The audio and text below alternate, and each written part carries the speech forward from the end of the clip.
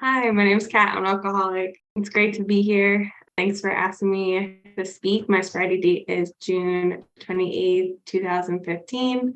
Live in Rhode Island and here to share my story. So I'm from Connecticut. I wasn't born an alcoholic, I don't believe, but I definitely had all of the spiritual malady that they talk about. I can just remember being really uncomfortable in my own skin and really shy, afraid of what other people were thinking of, and also having that already prescribed of what I knew you thought of. I knew that you didn't like me. I knew that you wouldn't want to be around me, thought I was awkward, all of that stuff. I wanted and just kind of operated a lot of my life as a kid was just consumed with trying to figure out how to cope with those feelings and not having a lot of tools to navigate that and get through that. So I tried other things before, I tried alcohol, I tried food, I tried lying was a big thing for me. I love to bend the truth, make you think I was a certain way. When I found alcohol, it was perfect for me, I could do the lying piece and I could also just drink of the way that alcohol made me feel. I can remember my first drink having all those gross, cringy, shy, awkward feelings, and then having a bunch to drink. And I drank a bunch because I had been lying and telling my friends I was this huge drinker when I was not a big drinker at all, and a shy kid that sat home and I just pretended that I was this big drinker. And when I my first fist up, she just laughed at me, which was good to experience. I just lived in a lot of delusion.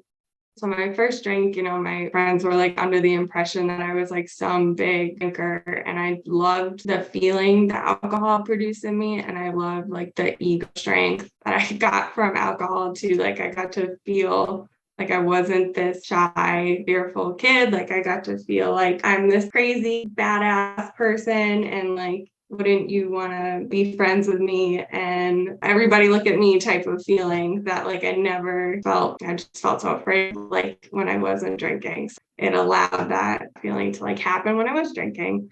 About a lot of my thing happened when I was in college. I went to UMass. I went in on the UMass track. I had all these good aspirations of, I'm gonna get these friends and I'm gonna do really well in school and I'm gonna have healthy relationships. None of that happens. I did really poorly in school, stopped being able to show up for track practice, and I had no friends. And a lot of that was due to my drinking. When I would drink, I got into this different person. My friends would call me just this different name because the person that I was didn't resemble my personality at all. In real life, I liked that person a whole lot more than I liked myself just being sober. I chose alcohol over school, showing up for friendships, showing up for the track, and I really didn't realize that those were the choices that I was making. I just didn't care, I just loved the way that it made me feel, and it just felt worth it to trade those off. Something really weird also happened to me when I would drink. I would put it in my body and then I would look around the room and try to find other people that had it and would drink the last little bit of their drinks and just be a fiend around the room, and going up to people and trying to be really sly and be hey, can I get some of your. It's just a gross, cringy situation. I definitely got mono in college from all the grossness. I didn't care about being healthy or taking care of myself. That was the least of my concern. I put myself in really dangerous situations, and I just didn't care. I liked that ego strength. It felt worth it to me. The trade-off, I just didn't see it coming. But there came a point where it really stopped working. I would drink and my brain would still be going crazy. The fears, the neurotic thinking. I would stay up really late, just with all these fears and worries, and no amount of alcohol was quelling that. I'd feel physically drunk. That was really confusing for me. It was really annoying. It was really frustrating. I tried to keep drinking, trying to get that same euphoric feeling that I first felt. And I would just be able to get that anymore, but I still kept trying.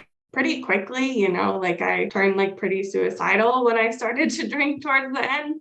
I still like kept doing it. I still couldn't get the thought out of my head that, well, maybe if I look better or if I feel better, like before I start drinking, then it won't end how it has been ending lately. And I just couldn't get that sweet spot. I couldn't control it. I couldn't just have 2 drinks. And I was really confused about it. I went to a therapist about it. We talked about like my social anxiety. We brought up my drinking and like we did some division, the number of days in the week, how I was drinking, which was mostly like binge drinking at the time. And we determined that like I wasn't an alcoholic, that I like didn't have a drinking problem, you know. I'd read inspirational books, like book talks about, you know, I'd go to church, I'd reach out to therapists. I would like try to rope my parents into this and like help me count time I had away from alcohol. Like I can remember pouring a bunch of vodka out with my mom because I was like an economy drinker. Like I loved to just get like the cheapest stuff that would get me like the most drunk,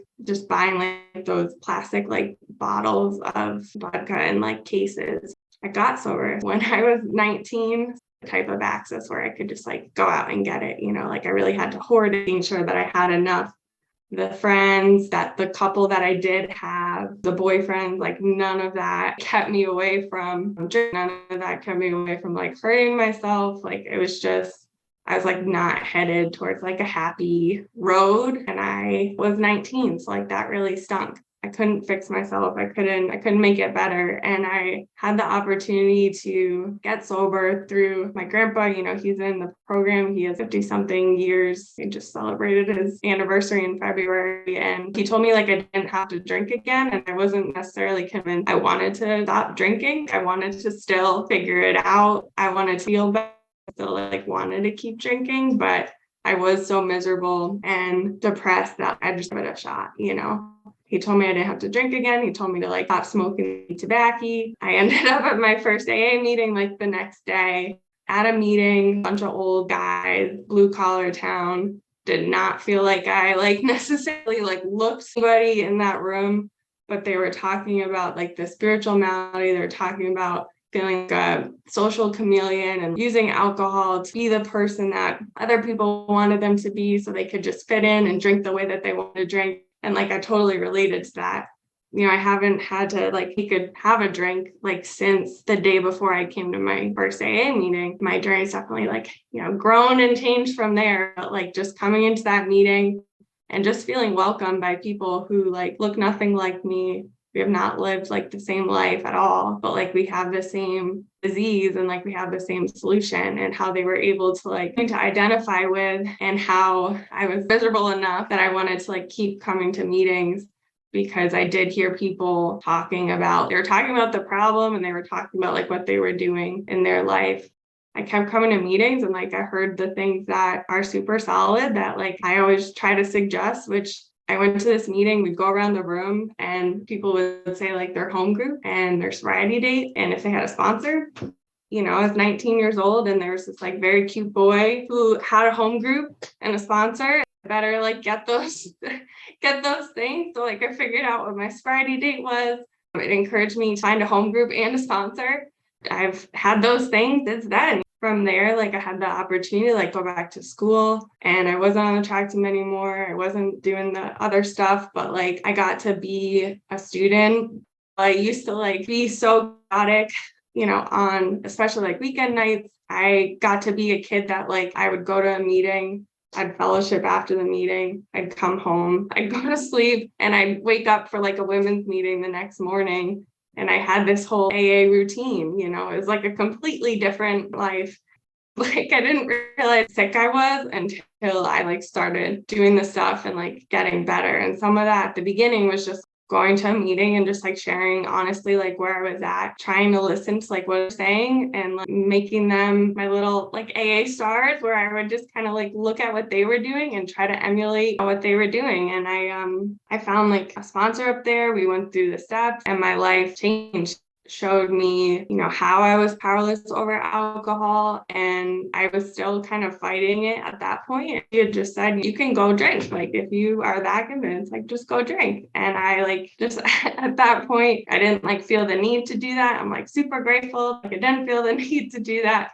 and I accepted powerlessness. I came in really young. Like I had a couple of years of bad drinking and I knew that like it wasn't going to get any better. There was really nothing that I could do to get any better. And it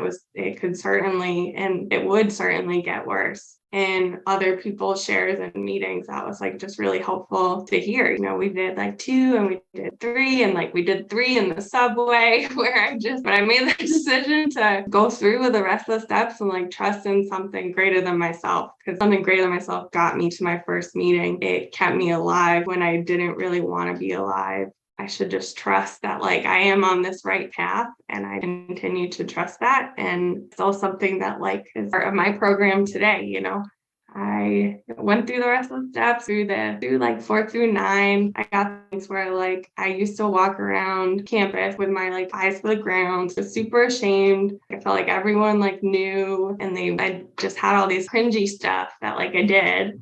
And like I was like, oh, they know, and like all this stuff. But like I was just able to walk my head held high because like it didn't matter anymore. Like I've got that perspective from like doing the work where I didn't feel like ashamed to be me anymore. And I felt that way as a kid and like when I was drinking, and like I felt so just okay with being me, you know. That has been something that continued to grow and transform throughout my sobriety. And I've moved around a lot.